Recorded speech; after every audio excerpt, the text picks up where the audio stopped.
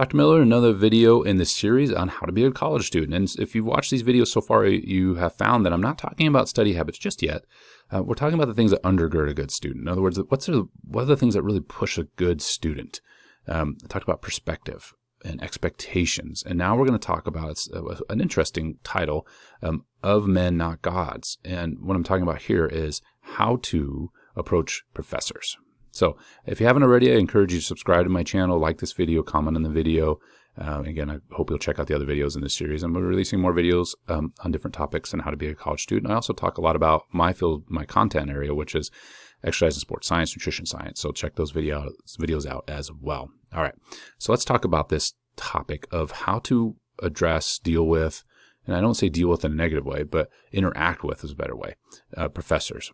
So as a professor, I can tell you, I enjoy students that challenge me. It means to me that students have engaged the information, have prepared, have read their book, have listened to me in different notes, maybe have read other pieces of information.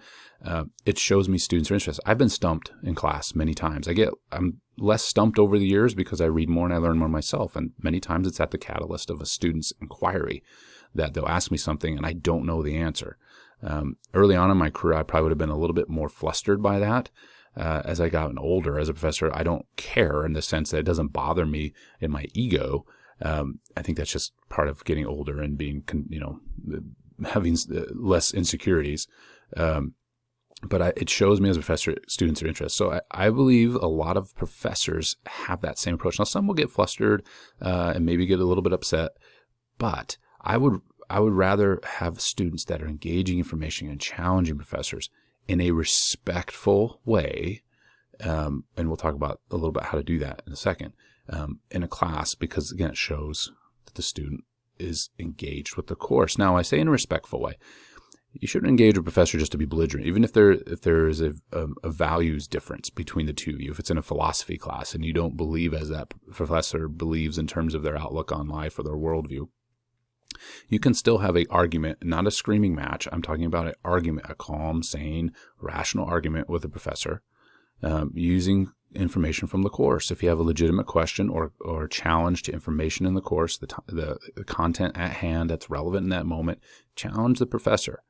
And that you'll be surprised many times professors, some of them may get upset, but a lot of them will dialogue with you. Like the good professors will dialogue with you and interact with you and ask you follow-up questions, and that's learning. I think most professors will get really excited about that.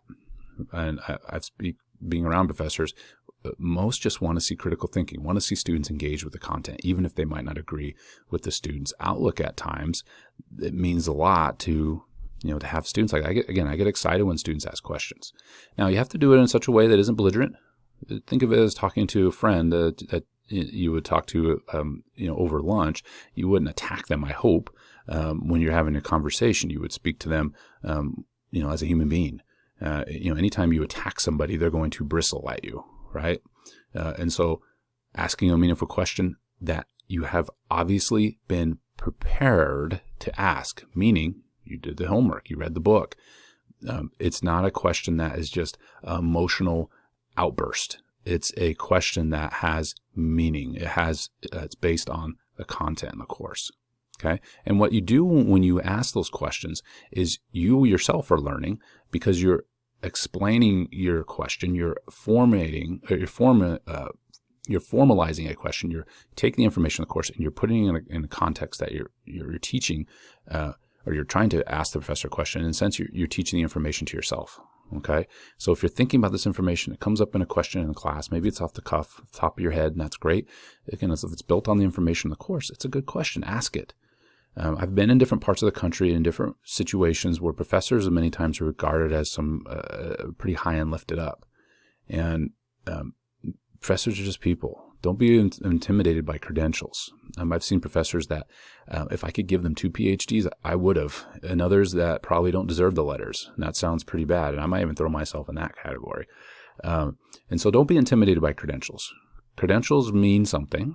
They hold value. They certainly do. They should, and again, every professor should have your respect in a course. Even if you don't like them, even if you don't like the way they build the course, you still should respect them.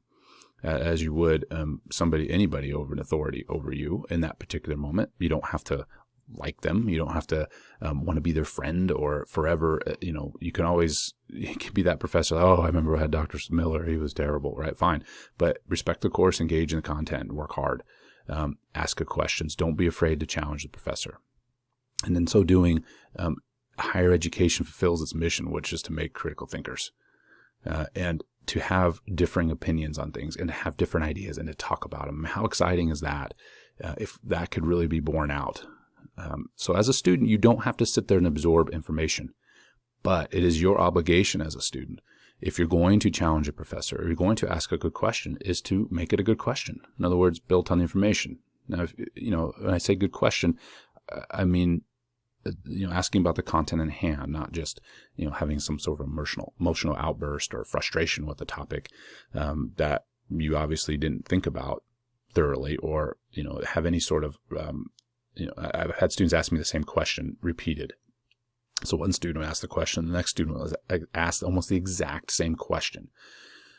The student that asked the first question, it was a fine question, but the second time I shouldn't have to answer the question again.